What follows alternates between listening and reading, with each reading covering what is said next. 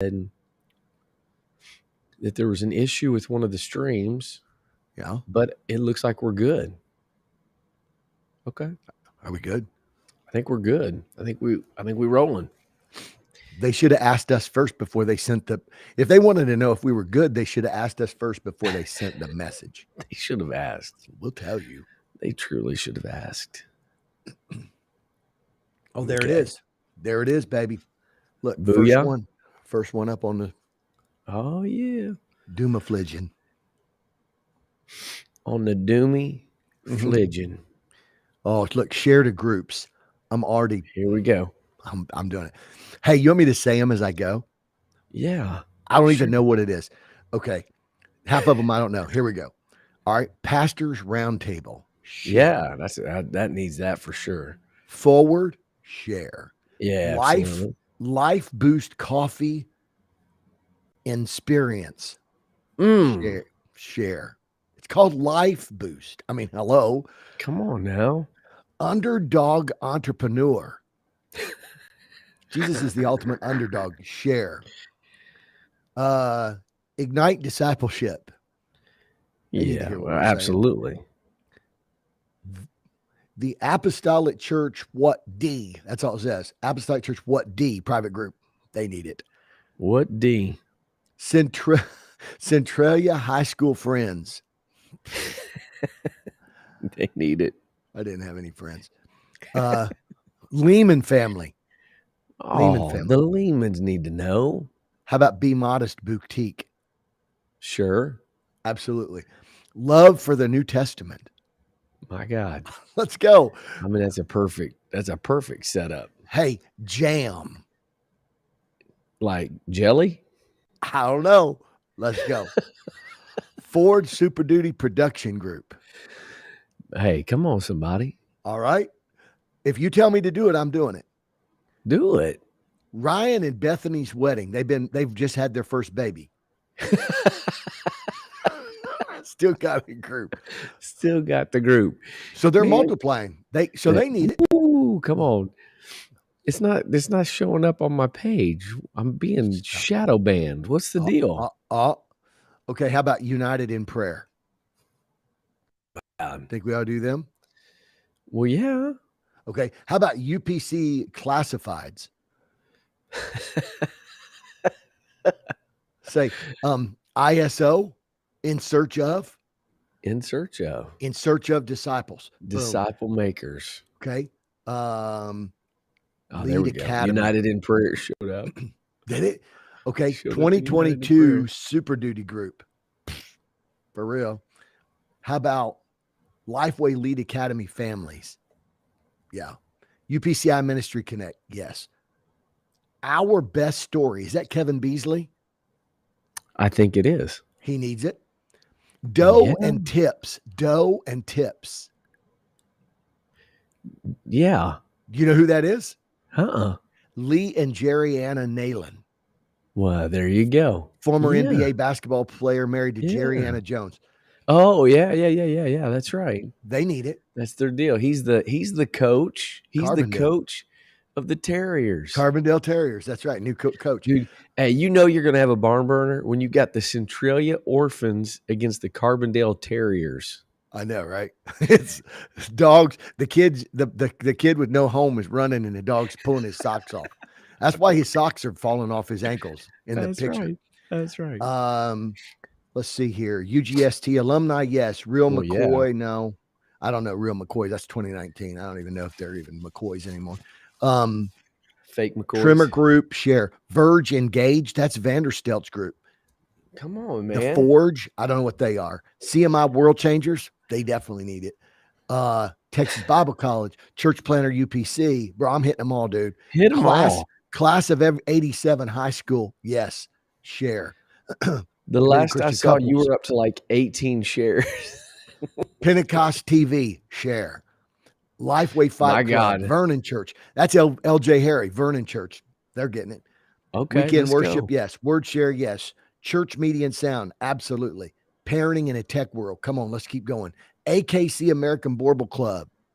People with dogs need Jesus. Yeah.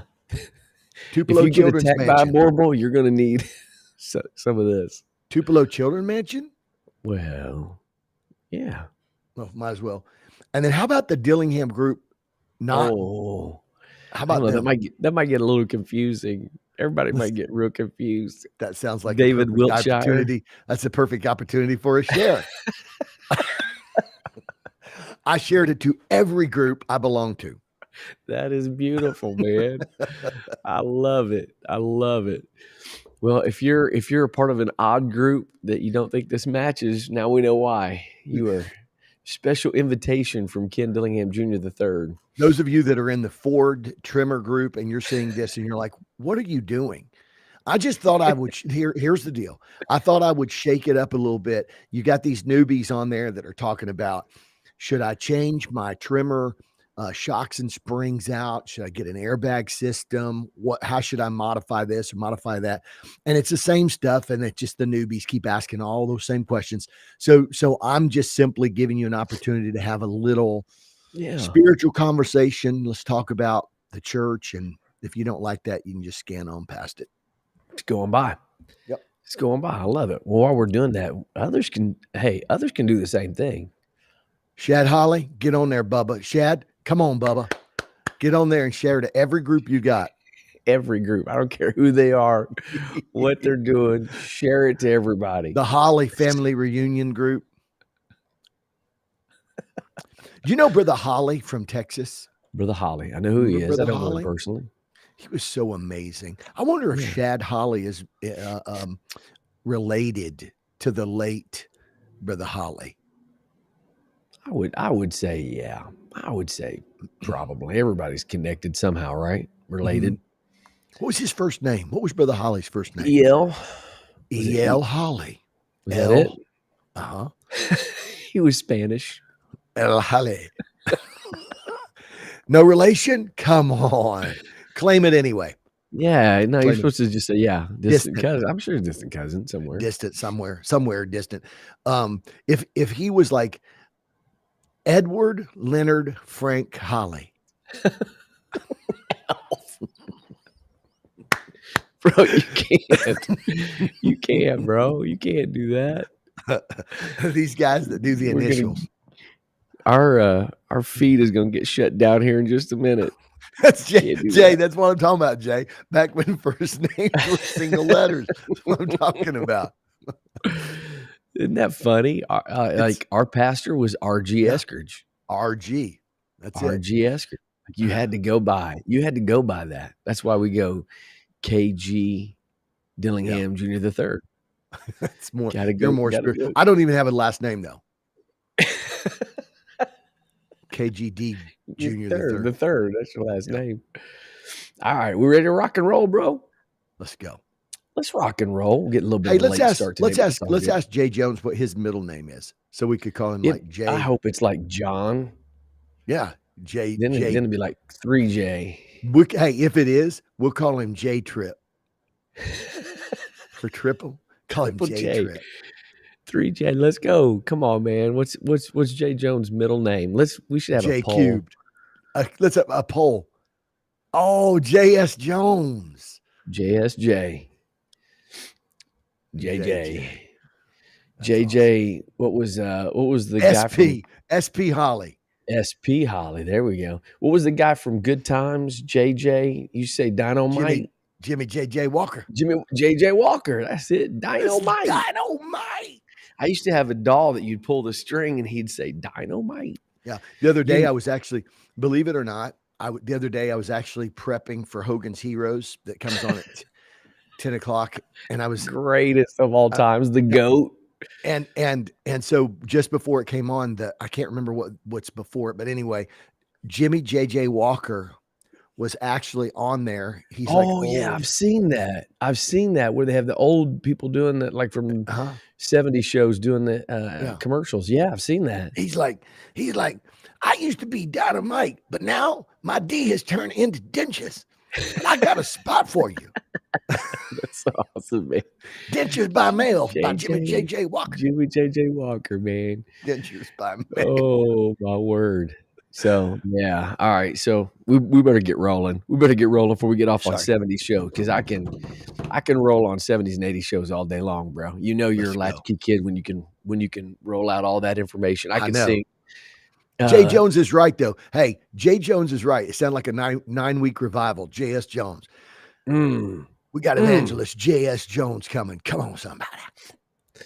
I could sing the theme song from Good Times. Ain't we lucky we got 'em? Temporary layoffs, good times. Easy prey to rip-offs, good times. Come on, somebody. Y'all can't hang with the good times. Yeah, that and welcome back. Oh, yeah. Yeah, absolutely, man. Mr. Cotter. 70s latchkey kids. Hey, stop hating. We wasn't raised in church. Stop hating. Come on, somebody. All right. This show is gonna be dynamite, bro. We had a week off. Let's go. You ready to roll? I am. I just like John Humble's statement though. I don't remember the 70s. Hey, there's a lot of people that don't remember the 70s. No, for real. No, John, you can't do that. I wasn't born yet. No, we know why you don't remember the 70s. Hello. That's why you needed Jesus, bro. Oh man. All right, let me shut that bad boy off here. Okay, you ready to go? Yes, sir. Let's rock and roll. Let's do this. Here we go. 3, 2, 1. Oh, hold on. Come on. You got to. George Jefferson. Goes moving on up. Yeah. To the top. To a deluxe apartment in the sky. Beans don't burn on the grill. Took a whole lot of Tyrrell just to get up and heal. Come on, somebody. My God, here we go. Baby, come on. Keep them rolling, folks. Hey, we will stop in the middle of our podcast and sing your song if you put a 7. Okay. We will do it for reals. For reals. All right, you ready? Here we go. 3, 2, 1 for real. 3, 2, 1. Here we go. Whew. 3, 2, 1.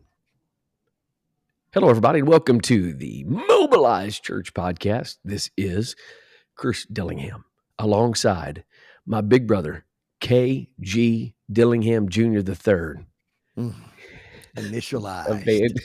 Deputized and initialized. Ready for a 9-week revival, is what Jay Jones said. K.G. Dillingham Jr. III. We're talking about, if you missed the pre-show, I'm just going to tell you right now, you've missed a lot. If you're not catching this on Facebook Live and you're missing the pre-show, you are missing just pure gold. I mean, it's just pure gold. We have sung. Is it sung? We have sung. Sang. We sang, bro. We sang the theme song to Good Times and the Jeffersons, and we're talking about how that back in the day, every legitimate good preacher went by their initials. Why is that? Why'd they go by their initials? Not even a clue. I think they just wanted to be like D.L. Moody. Hey, my father-in-law, shout out to my father-in-law, D.L. Rogers. D.L. Rogers, D.L. Moody. First two initials. Interesting. That's interesting. It's definitely a thing. So K.G. Dillingham Jr. III, man, we're back. And before we get rolling here, Ken, I want to give a big time shout out to Reese and Allie Dillingham, bro. We saw that on Instagram. Allie changed her name from Allie Arrowwood to Allie Dillingham.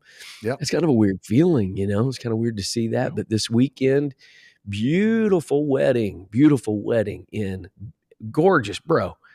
How have I never been to Yellow Springs area? That's my backyard, bro. That's beautiful out there, man. It's unbelievable. It's gorgeous.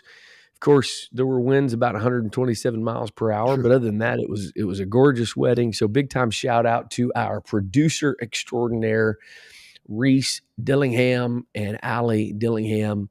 And that, you know what that means, Ken? They're on their honeymoon. So you know what that means? That means that I am going to have to be the producer, the post-production guy for the podcast. So just cut me some slack if it's a little bit late, okay? Hey, if there's somebody out there that has, if you have great sound and media capabilities, we may need to have you freelance for us as an editor for 1 week. For real.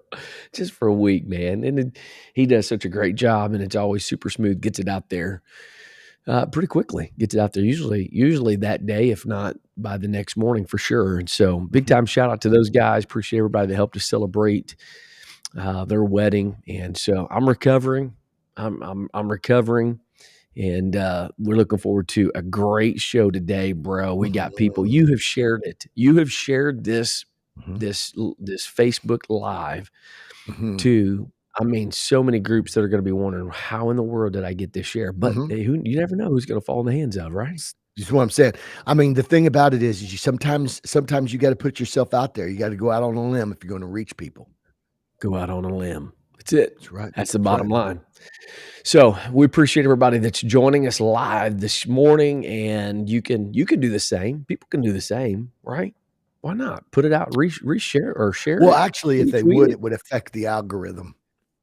We're going to do a whole show just on algorithms because that would be awesome. And we're also going to do a show on 70s sitcoms, 70s and 80s sitcoms. Just one show that would be just that. I think that would be amazing. We could talk about, we could do a 70s and 80s sitcom comparison to the 2010s, 2020s. And we could talk about how identifying culture shift. Boy, that'd be so good, man. I definitely think we should do it. We could talk about Alice, right? Yeah. The single mom. And I mean, we could go on down the line, Charles in Charge. I mean, Family Ties, Cosby Show, bro. We could do it all, man. That show's gonna be fire. That's what I'm talking about. Yeah, get us kicked out of UPC, but still, it's our testimony, bro. That's it. It's our testimony. You can't stop them. You can only hope to contain them. John Hummel just said Dallas. He said Dallas. I don't think that sitcom was Dallas. Any sitcom. When was that? Who shot JR? It was 80s. It was. I think that was like 78 to like 82, maybe something like that. Was it in that ballpark? Dallas. Who shot JR? Who shot Bro, JR? people wore T-shirts. You're talking about marketing. Let's see. It was Dallas, and then there was another one that came after that. Like there was like Knots Landing. Oh, that's what I was thinking. Was Knots Landing a spinoff from Dallas? Yeah, there were a couple of them. There's another one I can't remember what it was, but that's kind of in the same ballpark. So, man, yeah, what you talking about, Willis? Yeah, Different Strokes. What you talking about, Willis? Again, another theme song that I could just go into. Gary Chapman. Different Strokes. It takes different strokes through the world. Come on, somebody. Falcon Crest. Oh, there's another Falcon Crest. Actually, it's Falcon Crete. We know what he meant. We're interpreting. Yeah, that's right. He's probably speaking Spanish because his family was El Holly. El Holly. Oh man. Well, we're off to a rousing start here this morning on our podcast. It's awesome. People are like, I thought this was the Mobilized Church podcast. I didn't realize maybe we should do a spinoff. You have to be able to listen. You have to be able to exegete the culture. That's a missiology term and concept. You have to be able to exegete the culture if you're going to reach the culture. Hallelujah. Yeah. Oh my God. So powerful. See, you're already just dropping bombs here today. You know, I just got to think of Hazard. Ooh, there's a good one. That's it. Anybody know the name of the sheriff? Boss Hogg. You said it before I even got the question out. Bro, come on. You can't challenge me on 70s and 80s sitcoms. Yeah. I could probably mop up some Jeopardy on that. For real. Was the girl on Dukes of Hazzard related? Was she like a cousin or was she a sister? I don't even know. I don't remember her now name. You're going to get us in trouble. Was there a girl on there? Now you're going to get us into some trouble. No, I'm just saying. I was just trying to think. Was it just Boss Hogg and it was, what was there we go. There we go. Jay Jones, Roscoe Pico Train. Was deputy. Who was there? The dad or the grandpa, I can't remember his name. Oh yeah. That was, Man, I can't remember off the top of my head right now. Wow, I just Dee. bragging. Oh, Just bragging. yeah. Okay, so there was a girl on there. Okay, yeah, that's right. Yeah. So, yeah. What All was right. his We name? better move on. We better Uncle move on. Jesse. Oh, Uncle Jesse. Jesse. There we go. Yeah. So the question of the day is, as we were talking about reaching the world, was DD Daisy, was she related to was oh man, was she Uncle Jesse's daughter? Who was she? I don't know. Anyway. I'm not really sure. If I'm not mistaken, I think Uncle Jesse was played by Denver Pyle. Was that right? Oh Dude, man, Josh Brewer Gomer's bust out with Sanford and Son. it's the big Dude, one, come Elizabeth. on. It's the big one. I'm coming to coming join to you. see you. So good, bro. You big dummy. Oh man, I'm feeling Lamont. I'm feeling like a definite Lamont. spinoff. We could do a spinoff. We could do a golf spinoff. We could do a sitcom spinoff. My goodness. Cooter was was Denver Denver Pyle. Pyle. Maybe that's what it was. I'll tell you what's funny is I'm thinking of one. Oh, nobody's brought this one up. What is it? The initials of the man was AB. AB. Since we're doing initials, the initials of the man was AB. It was like what era? 70s, 80s? 70s, 80s. AB. Come on, Gary got there. Dun, dun, dun, dun, dun, oh, there we go. Antonio Brown, John Hummel. Hummel's like Hummel's doing stuff just to be like, I don't even know what you're talking about. I wasn't even. Once again, Archie Bunker. Yep. Boy, the songs Glenn Miller played. Yeah. Songs that made the hit parade. Guys like us, we had it made. Bro. Those were the days. How bad is it that I have wasted brain space that I can sing all of these songs word for word, man? That's crazy. We said maybe we could use a man like Herbert Hoover again. So good. So good, man. So good. Let's go. Meathead. All right. Let's get into it. And I'm sure we'll meander off script here a little bit and get into some stuff. But we have a topic today. We really do. We have a topic to discuss, and I think it's going to be a good one, Ken. It really is. All right, you ready? Let's get into it. Let's do it. And trying to make that segue from Archie Bunker into Mobilized Church. I love what Hummel said. He said it's the televised church network. That's what we're doing today. Exactly. Television. So what we want to talk about today is we have talked a lot on this podcast about the importance of building culture, building a missional culture within the church. Mm-hmm. That we've addressed the fact that we're pretty heavily program dependent. You know, we love to take a program and implement what's worked someplace else and implement that into our context. Right. And then we all know that Drucker says that, you know, culture eats programs for breakfast. And so we've talked a lot about that. What we want to talk about today is we want to ask the question. We want to, you know, we talk a lot about the importance of tension, mm-hmm. putting people in tension, because that's where you're kind of challenged with the way you're doing things, and is it in alignment with the kingdom values and so forth. And so today we want to create just a little bit of tension and ask the question. And the question is this: does your church truly have a missional culture? Does it truly have a missional culture? And how do you know if your church truly has a missional culture? So I'm gonna throw it to you. Let's get the party started here. Let's go.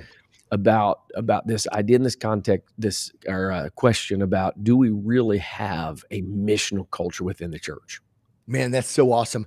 And so I think this is so vital for so many reasons. I think in the world in which we live today, mm-hmm.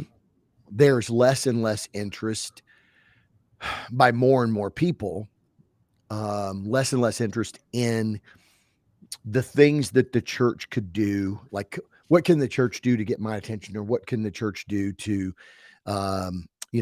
to cause people to say, man, I'd like to go to there. So for many, many years, the mindset was, by so many people, the mindset was, man, if we need to get them through the door, we need to hook them in, we need to have we need to have, and there's still churches out there that kind of, sort of do this. This is their mechanism, is to get people in, keep them coming, get them in a first steps class or whatever you call it. And then get them connected in some way through one famous church growth guru says, get them a friend and a job. Get people to come, keep them coming, connect them, get them in a next steps class, and then get them a friend and a job. Yeah. And that's, I mean, I don't know, maybe there was a day that worked, but I think it's so significantly, that's so significantly attached to a church growth membership culture, church growth membership paradigm, that it really isn't going to be effective. I mean, let's just be honest. That's not going to be an effective, and we're not saying anything's wrong with getting people engaged, getting them connected, and getting them a friend, right? Yeah. There's nothing wrong with any of those things. What we're saying is this: culture is, very simply, culture is what you do because it's in you. Right. So culture is what you do because it's in you. So when we talk about missional culture, I guess what you could do is overlay this idea of mission, like mission being sort of an adjective of culture. What kind of culture? Missional culture. It would be people that do the mission because it's in them. Right. People. Absolutely. So that means they're going to live it out, whether they're seeing first-time guests in a church service, or whether they're seeing somebody at, out connecting with somebody who's next to them. Like for example, they go out to eat, and they see somebody sitting next to them, and they hear a conversation, or the people, engage them in some way, and they begin to realize these people are hurting, or these people need something, or they need the hope that we've got. So I think the idea is, the question then needs to become, and I want to throw this back at you, because I like what Jay Jones said, that model will yield results. It's true. Sure. I mean, it will. The question is, can we be satisfied with those results? And that, I think that's the thing that says, if you're comparing addition model to addition model, then that model that says, get people to come, keep them coming, put them in a next steps class, and get them a job and a friend, that is going to outperform other addition model, other attractional model churches. That's going to yield more results. The question is it going to actually capitalize on missional opportunity that's around us? And Chris, I want to throw it kind of back at you, and kind of just, let's really discuss this topic of, is it really culture? Because this is my question to you. Is it really culture because you've got people that are committed to or volunteering for outreach strategies and programs that you're doing in your church? Man, those are some great questions, right? And I think, to Jay's point, that model will yield results. But can we be satisfied with those results? And I think that's really what's driving this whole discontentedness that's happening among church leaders, and not just church leaders, but saints, people within the church are looking at it and thinking, okay, the mission field is so vast and so significant. Can we be satisfied that we're in the top 10% of churches? When you hit 200 people, you're in the top, 15, 20% of churches in the world. And you're looking at like, okay, yeah, but in comparison, so what you said is like comparing additional model to additional model. Yeah, that might be, look like we're getting the job done. But in reality, if you compare it to the need and to lostness that remains, you recognize and realize that, man, that's not that's not getting the job done, right? And I Mm-hmm. think that's where it's easy, because what Jay said, it'll yield results. It's easy to think that you're accomplishing the mission because you're potentially seeing some results. But if Yes, we're not, right. if we're right, and what you said is, so we need a friend and a job, and so you get people engaged, and they become a cog in the machine. They volunteer, they're working at the church and whatever, and so it's easy to look at that and think, okay, we're living on mission because we're doing that. And Mm-hmm. that's what this whole conversation is really all about, is if a person is not doing it out of their own heart and what's in them and their own desire in their everyday life. And I think that's the biggest piece, Ken, that we're really missing. And I think that's really the evidence of culture, right? And Yeah. sometimes some of the pushback we get a little bit on it is because it's so hard to change the culture. It takes time. It takes a lot of time to shift and change the culture. You can implement a program and people can start doing it right away because they are committed people. I mean, I think people that go to apostolic churches are committed people. Mm-hmm. They show up, they give, they're faithful, right? Like we've seen it. You and I've been a part of conversations, Ken, with Yeah. denominational leaders about the impact of COVID, and almost across the board that I can think of, just about every pastor that I know has talked about how that during COVID, you know, giving remained the same or even went up, that, people engaged and whatever. And so we have committed people that will do, like if we say, hey, we're going to do this program, people will jump on board and they'll do it. They'll be a part of it. Yeah. But that's not culture. That it is a culture. And that's kind of what we're talking about. That is an attractional model, membership culture driven church. And Mm-hmm. what we're talking about is the potential that resides in the apostolic church is going to be limited and inhibited by that kind of model. The thing Mm. that unleashes multiplication and unleashes the potential to truly turn our cities and our world upside down is when people begin to live on mission every single day out of their own heart, not because we tell them we need you to do this job or we need you to play this role in the church. Or now they're living out of their own driven burden and passion to impact their friends and their family Yeah. and their coworkers in everyday life. They're engaged in that world. That's the difference of what we're talking about, of programs versus culture. And it's easy. I think I want to go back and just really hammer this point. It's easy to Hammer mistake. it, Chris Dilly. It's Hammer easy it. to mistake that we have a missional culture when really what you have is a committed culture. Okay, so I think that is such a. I think that's really, really. I mean, you've painted the picture there. I think you've painted that broad picture of saying. So what I heard you saying was that what it is and what it should be. If you have a true missional culture, you're going to have people that are engaged and looking for opportunities, and they know when they see someone who needs the love of Jesus, or they're seeing these opportunities to serve or whatever. But I think that what you just identified right there is something so vital to sort of at least sit on for a moment. I think it's easy to sit on this spot right here, because what you talked about right there, the very last statement you made, I think is so important, because I do believe that many pastors that have a volunteerism culture, Yeah, and I think this a committed culture, volunteering.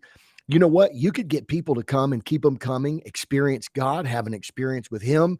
The power of God change their life. They experience new birth, and they want what happened to them to happen to others, sure. right? And so I think that, like you said, I think that most apostolic Pentecostal believers want to see people saved. They want us. They don't. I don't think that there.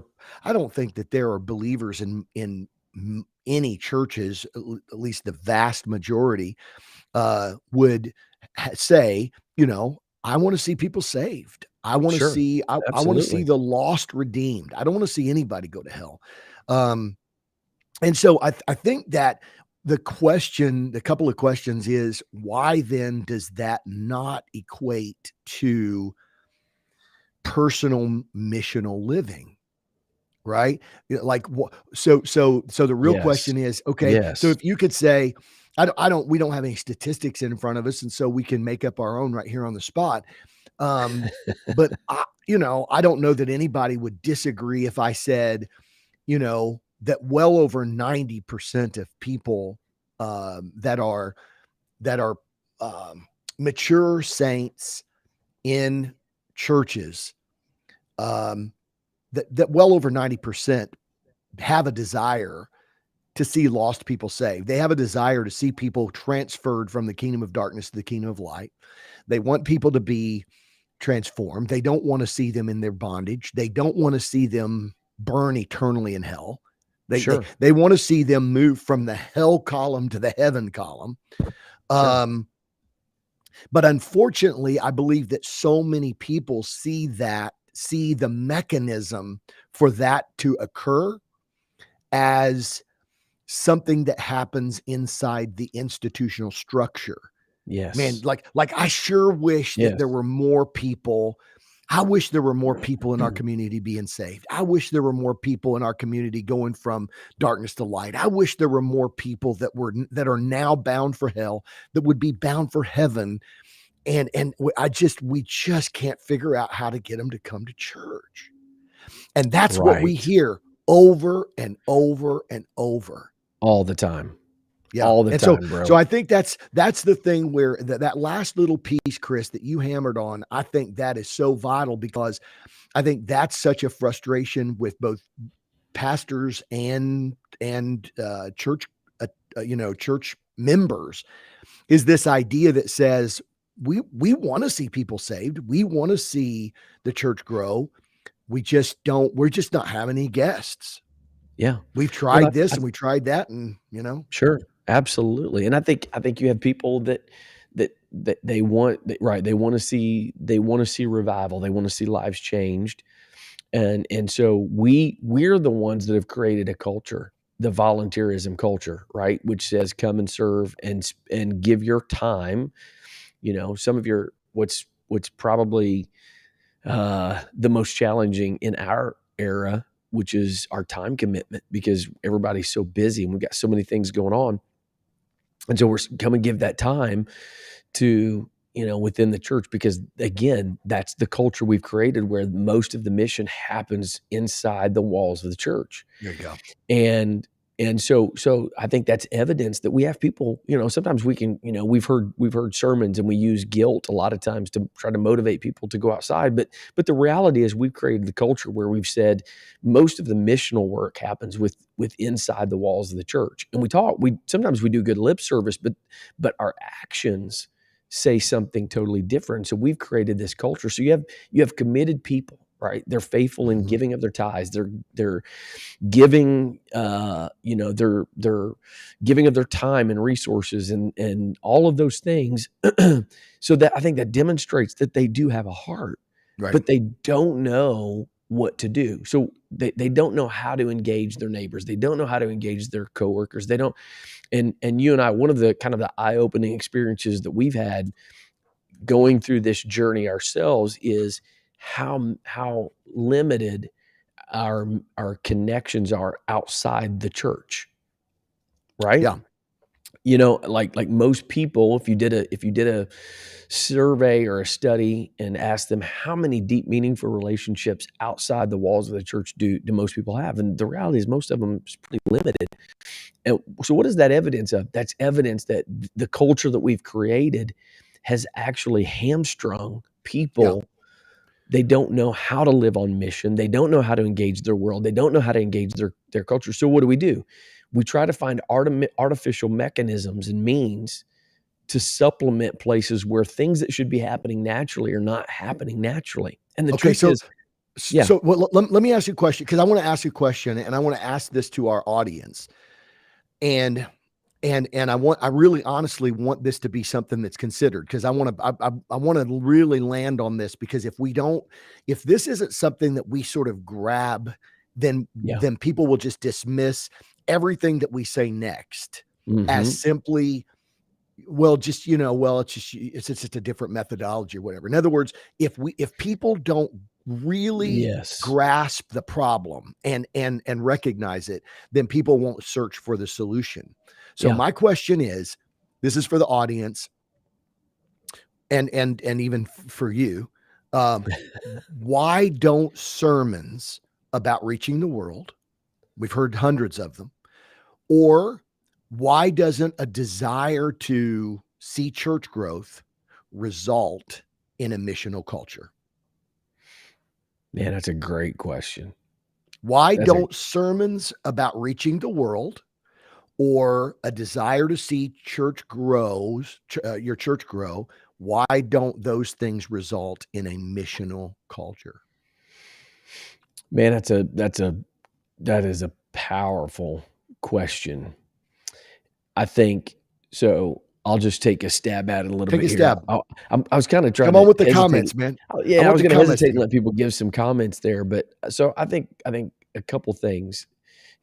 The whole point of what we're talking about is if it's not in you, and we've all seen it, man. If you've been a pastor or church leader for more than 5 minutes, you've seen it where you implement a program and people will do it, and they'll do it for a season, but when the newness wears off, what do we end up doing? We end up going back to what is natural in us, right?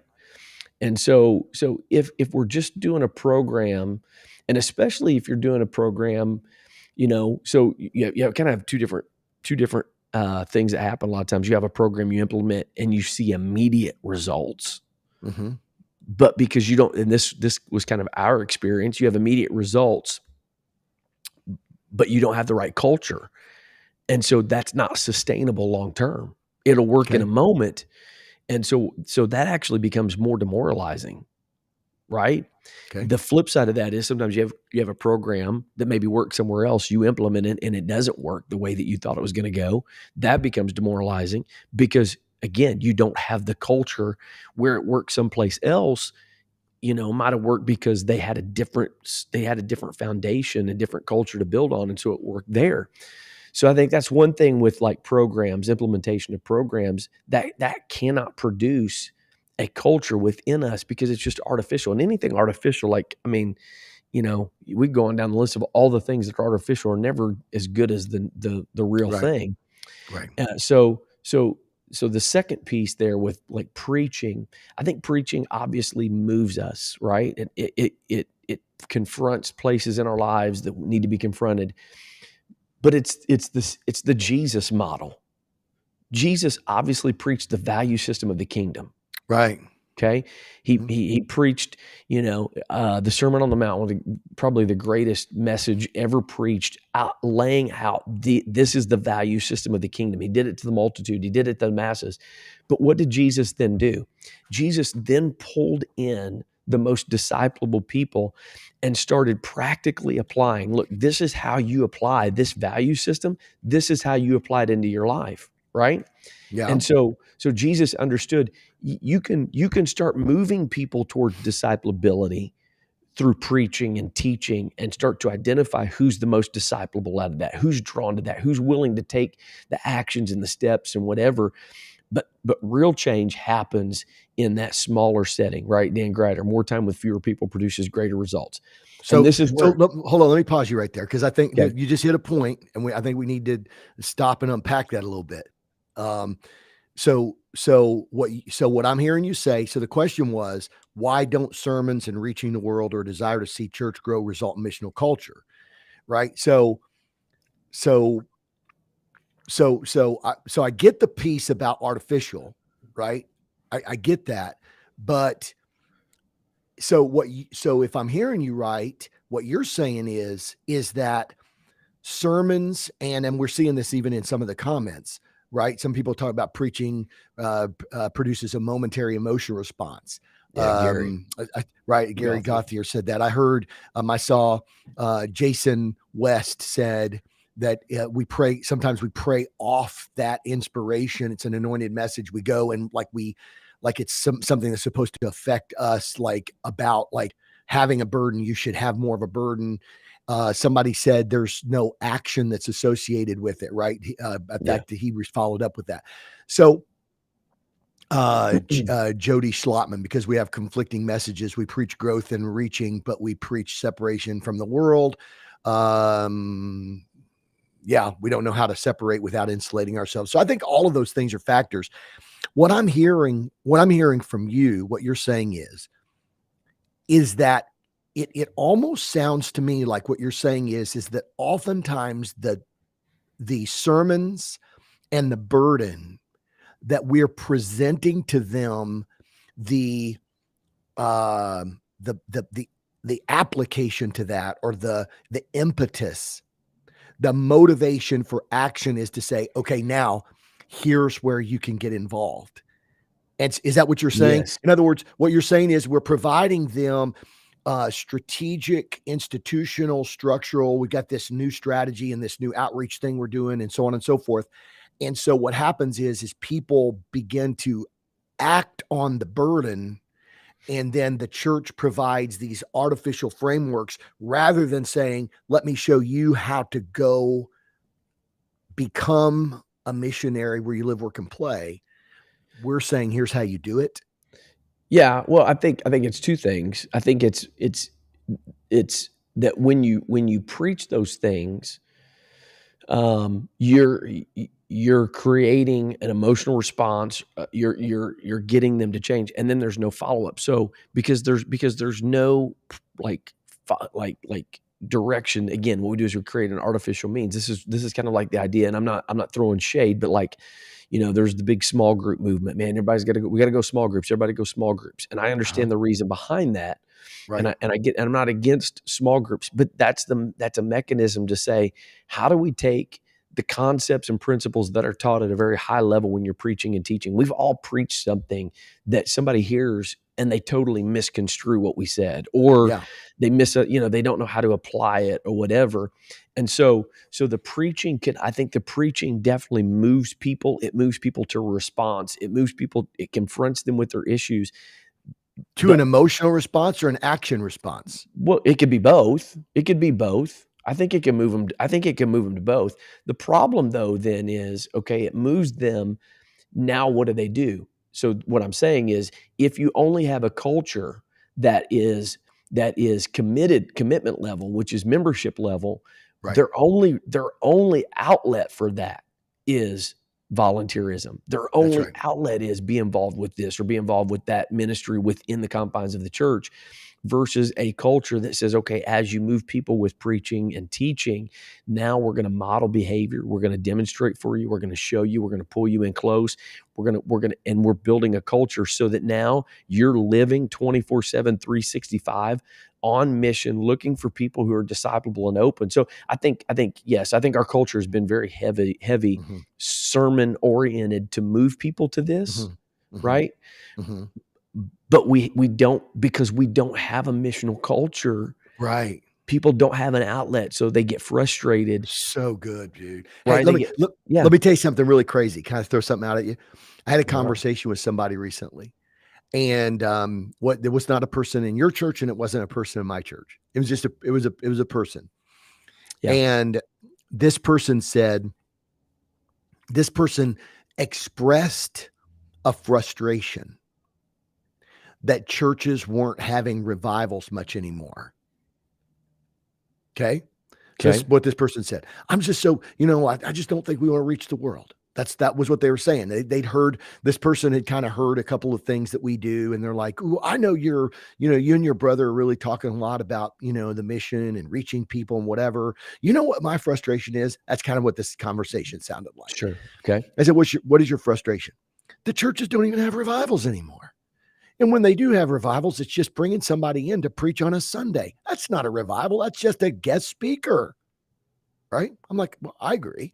I'm like, you know what I'm saying? Bringing somebody in, you know, flying somebody. That's what somebody was saying, you know, flying somebody in, paying this big expense to bring somebody in to preach one, and they're not having Sunday night service. This is the kind of this person's conversation that we don't have Sunday nights anymore. We have one service on Sunday, and we have the cost of an airline flight, and we have the cost of, you know, putting somebody up and paying them to come preach one sermon. Yeah. We don't want to reach the world anymore. Why don't we have revivals? And I said, so I just sort of skirted around all of that part. Okay. And I said, it sounds to me like you want to see people reached. Sure. I said, why do you feel like that we're not reaching more people because we're not having revivals anymore? Right. And the person said, because that's where we see the most of people saved. We get, you know, I've got coworkers and stuff that, you know, I used to invite them. We'd have revival and I'd invite them. Hey, we got church tonight. Why don't you come out? You know, Wednesday night, Thursday night, Friday night. And we'd have them, you know, to come out. Now, you know, we don't even have that. And so, you know, we don't even have any opportunities to invite people anymore to revivals. So we're not reaching people. Invitation only. And it was and literally the person was frustrated that the culture had changed, and their frustration, I believe, was authentic. Like, I think this person that I was talking to, I think that their frustration was authentic, that they were literally saying, I'm so frustrated. We're not reaching people like we used to because we're not having revivals. Why do you think that because we're not having revivals, we're not reaching people? Because we can't invite them anymore. Literally, that's what this conversation sounded like. And I think that's right. That's exactly what I'm saying is like, you don't have an outlet, right? You don't have an outlet for people that and this is what we've seen. How many times have we seen it? We've heard great messages. We've heard great sermons. I mean, back in the day, man, I could quote, you know, Wayne Huntley, Treasures in the Field, you know, No Substitute for Sons, you know, Anthony Mangun, the Passion. Shoot. I mean, choose any Vesta Mangun sermon from BOTT. Right. And those are awesome things to help move us, you know, to move us towards that. But you do end up, I think, creating more frustration if you don't have a true missional culture. Right. And this is the whole point of what we're talking about today is like, I think oftentimes we've mistaken committed culture for missional culture. And if we don't really build a missional culture, at some point people will get frustrated. And here's the reality. Okay. You ready for this, Ken? Here's the reality. The reality is this, that what can easily happen is people can lose the vitality of their walk in relationship with God. Yeah. If their only outlet for living on mission, if they know that deep down God has done an amazing work in their life and he's called them to reach the lost, if their only mechanism is to be a cog in the machine, it causes them to lose their vitality. Years ago, the Lord really helped me with this. You know, the story of the woman at the well, and, you know, the disciples they're away getting lunch. They come back to Jesus after he's had this interaction with this woman who's lived this really, you know, crazy, wild lifestyle, and God moves on her. She goes back to tell all the people. Jesus is standing there, and the disciples come back and they said, Jesus, we have lunch for you. And Jesus said, I don't need your food. And they're like, come on, man, you've gone all day. You need to eat. It's, you know, it's not good for you, whatever. And Jesus said, no, I have meat that you know not of. And bro, the Lord spoke to me and said, do you know what meat does? If you've ever fasted, you know, one of the hardest things with fasting is you lose your energy. You lose, right? You just feel like you're drained. If you go on an extended fast, you just don't have any energy. What I feel like what Jesus was saying there was, energy, vitality in your relationship with God doesn't come from great church services. It doesn't come from great sermons even. Those are important and those are big parts of that. But daily vitality of living for Jesus is when you're living on mission and you come in contact with people that seem like they have no hope for God. Like there's no way, there's no chance God can ever work in their lives. And the Holy Ghost does a work and you're a part of that. You're a co-laborer with him in the mission. bro, that's where the vitality. And I think we've got committed people sitting on church pews, and they're trying to stir up every week after week, and they're trying to live on fire and be passionate about living for God, but they don't have that vitality because they're not daily living on mission. So And good. That's I think that's why sometimes pastors get so frustrated, is because, I mean, I've got this committed culture, but it's not producing multiplication. It's not producing revival. Well, and I think that tags into this person who clearly had a burden. This person was truly burdened for the lost. Sure. And it was a committed person. This person had a burden and had commitment. And so this crazy question that we asked a moment ago was, why don't sermons about reaching the world and a desire to see the church grow result in a missional culture? And I think we've identified a couple of things. First, we've identified that that what we are talking about, the mission, is what you do because it's in you. Yeah. Right. If it's artificial, it stays external to you. If they learn how to make an artificial heart can function like an actual heart, but it will never integrate into the body systems with having the same DNA and whatever. And I think that so this person had a burden, and this person had commitment, but was frustrated that the church institution had removed their mechanism of doing the mission. Yes. And I think that in and of itself sort of identifies the fact that this person never even contemplated, like, well, if you want to see lost people saved, and if you want to see people, that were bound for hell populate heaven, then why don't you go and do it? Sure. Like, why aren't you, like, these people that you said you're inviting inviting them to revival? Well, then why aren't you now, instead of being frustrated and angry, and that you weren't, because like you said, the vitality piece.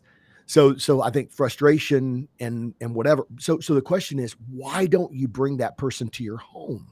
Why aren't you inviting them to your house and talking to them, build a relationship? And so I think this is the thing that, to kind of just sort of, let's hammer on this in the last few moments of this podcast today, that people that have a true missional culture have the ability to see opportunities to advance the kingdom. They have the ability to recognize opportunities to serve and love people and share the gospel. And they have the impetus. They have the internal fortitude and the desire and the guts to seize the opportunity, right? So they can see it. And so they have the ability to see when the opportunity is there to bring Jesus into that person's life.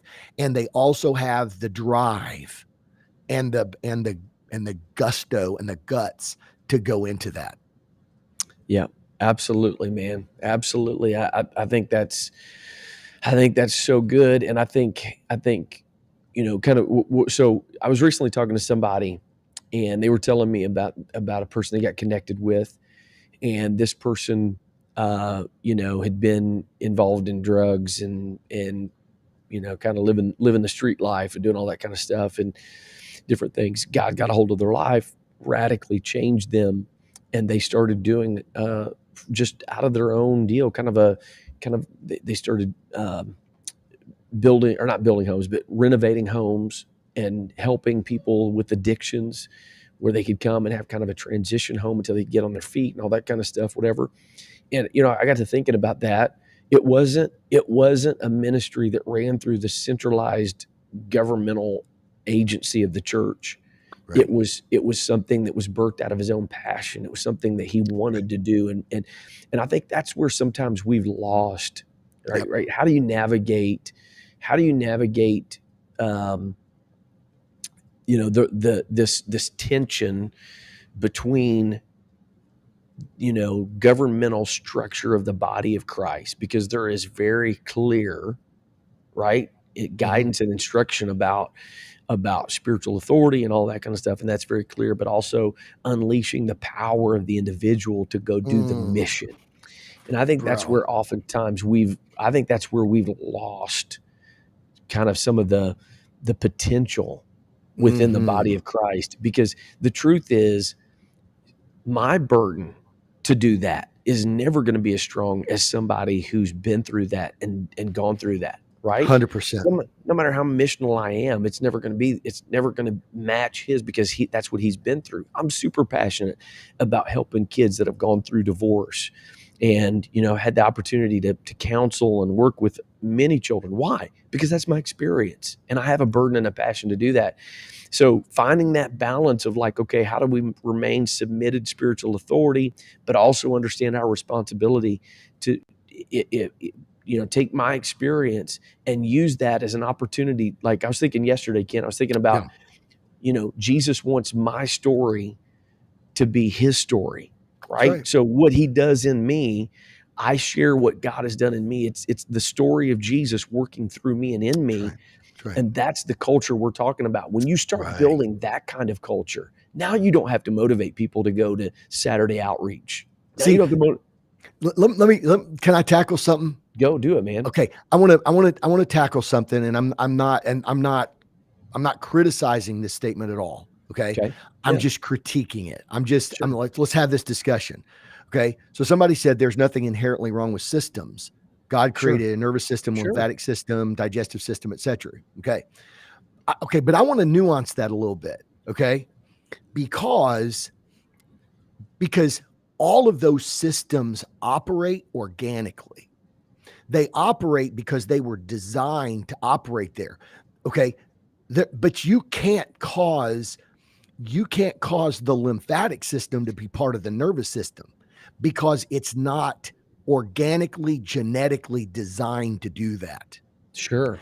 And what I want to say to challenge that is to say, because sometimes we say, especially people who like systems are sometimes will, and I'm not saying that the person who commented that is trying to justify systems. That's not my point. But what I'm saying is we still have to embrace the fact that most systems, people are connecting into those systems and don't ever know how to operate organically, naturally, like the DNA is in it to just do it. Like we talk about, like when I go to sleep at night, I don't consciously think about breathing. Yeah. My brain. Go. That's the difference of a culture, right? Yeah. Yeah. My brain stem, it's a system, but my system doesn't produce the action. There you go. The purpose for the action produces the system. So I would just nuance that by saying, yeah, I agree, there's nothing wrong with systems, but the problem is that we create systems and think that it's going to create organic DNA forms of mission. And I think what happens is we're wondering why, man, we try to plug this person into an outreach team. We try to plug them in. They go to Saturday door knocking or whatever, and they, for some reason, just can't figure out how to do it on their own. And it's because it's not who they are. That's what they do. We taught them to do something, but we've never really taught them how to be it.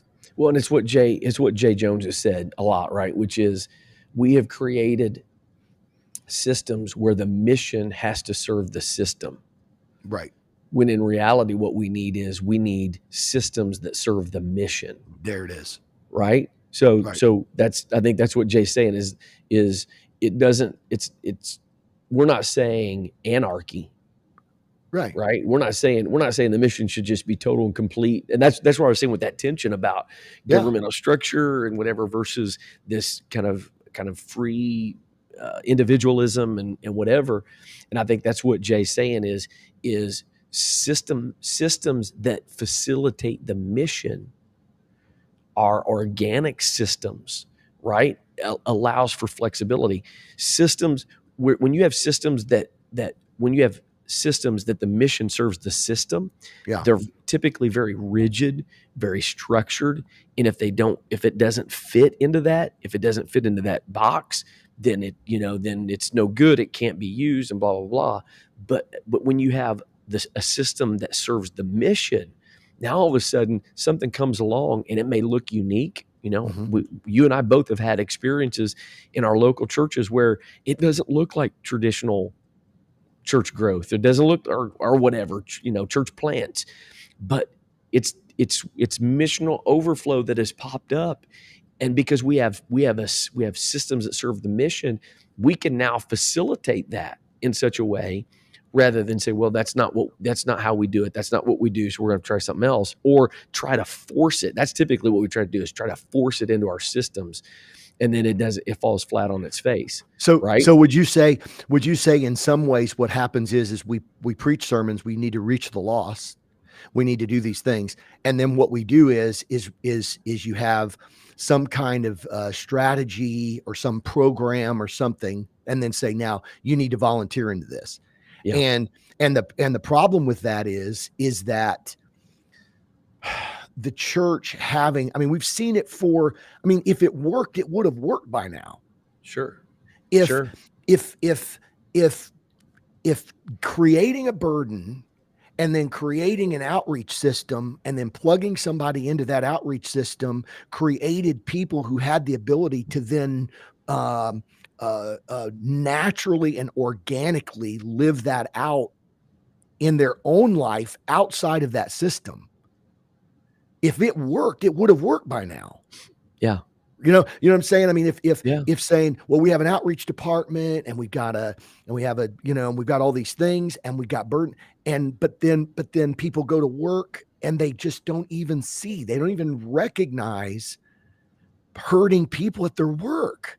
Yeah. They don't recognize, or they don't know how to engage them. They don't know. So they may see it, but they don't know how to seize it, or the way they seize it is to, like this person I was talking about, invite them to a church service. And so I think there's this, man, I think there's some of this that really we really need to say, don't think that it's going to ever create, don't think that the institution can ever create culture. Yeah. The institution could create culture. It's just institutional culture, which then doesn't have the flexibility to understand how to operate outside of that and to operate at where you live, work, and play. And so now what we need to do is to come in and say, okay, now we need a new kind of structure that cultivates and grows a new kind of culture.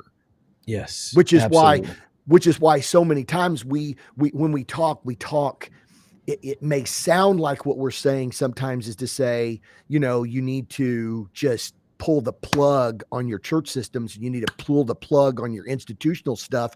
And the reason why we sound like that is because we're saying, because so many people are trained in that direction, that it's almost impossible for them to make the shift over to actually personally becoming who they are more than what they do.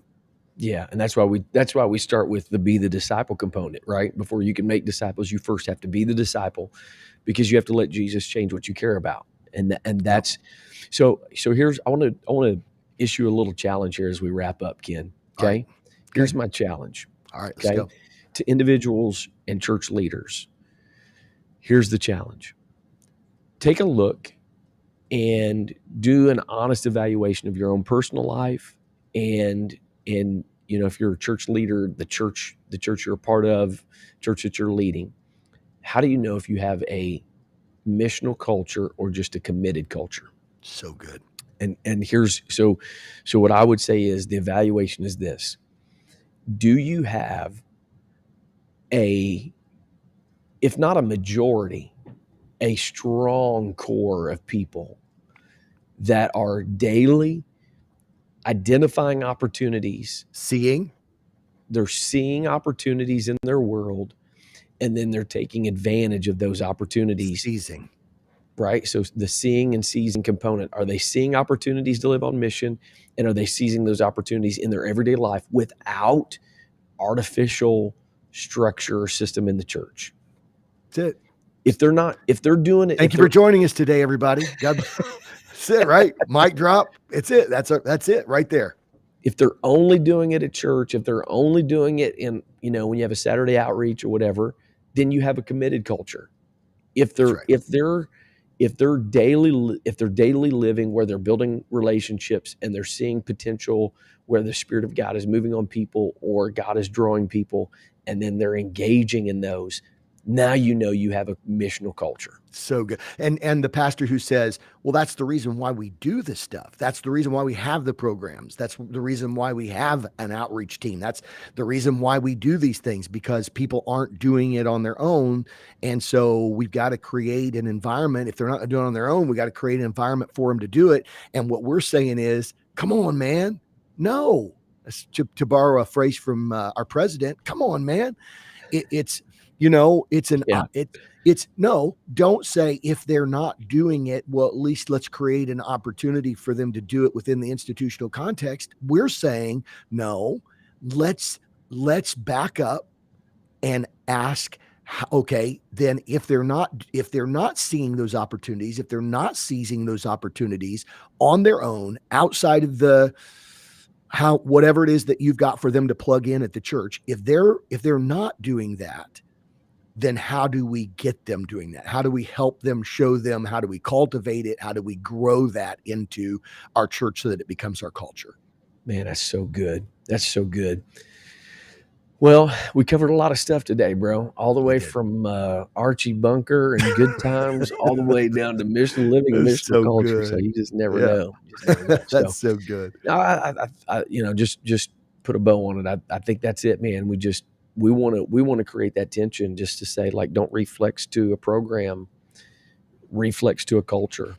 And I know that's a buzzword and whatever, but if it's not flowing out of us naturally, if it's not happening naturally, then it's not sustainable. And what Jay said earlier is it limits the potential, right? It can yield certain fruit. And if you do, and this is where we got to, right, is if you become really good at the institution of the programs, you can outpace others that are doing institutions and programs, but you're limited.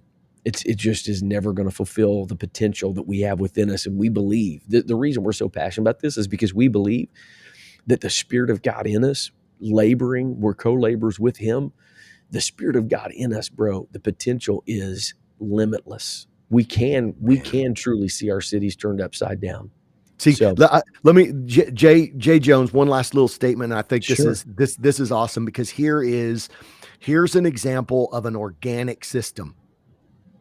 And I love this. I love this because, Jay's taken this time to just straight up nuancing that for people who might, right. This is the thing. We're not dogging on, church programs. We're not dogging on the organized church. What we're saying is those things don't create organic culture. And I love what Jay says. He said, here's a loose snapshot of Jesus' system: bring God to people, transform lives, gather disciples, model the miraculous, share the mission, equip, empower, and send. And I think that right there is, that's it. If you, in other words, and he says, in other words, make disciples that make disciples that make disciples. And I think this is the thing where, man, if that's your model, if that's your system, then that happens in big churches and little churches. That happens in urban and suburban. That happens in new church plants and 100-year-old churches. It's scalable in every context. It's scalable to every culture. And contextualizable in every realm. And so I think, man, that's just a great place to seal it up. It is, man. So good. We appreciate everybody jumping on today. Appreciate all the comments, man. Ton of great comments today. Yep. Great. And really, really appreciate the engagement and the involvement with that. And we're excited about what the Lord is doing, man. He's building it. He's moving it, and we're seeing it happen. So thank you for being a part of today's conversation, and we plan on coming back next Tuesday. It'll be around 10 o'clock, Ken, sometime around there. We'll be there sometime, close to that. And hey, people can get ready to go ahead and hit the share button to all the groups that they're a part of. I don't care who they are, just share it to all the groups. I know. Let them know. So thanks for joining us today. Appreciate the engagement. Appreciate the conversation. For more information, you can check us out on all the social media platforms or the DillinghamGroup.org. Like I said, we look forward to coming back to you next Tuesday around 10 o'clock. Until then, go live mobilized. God bless.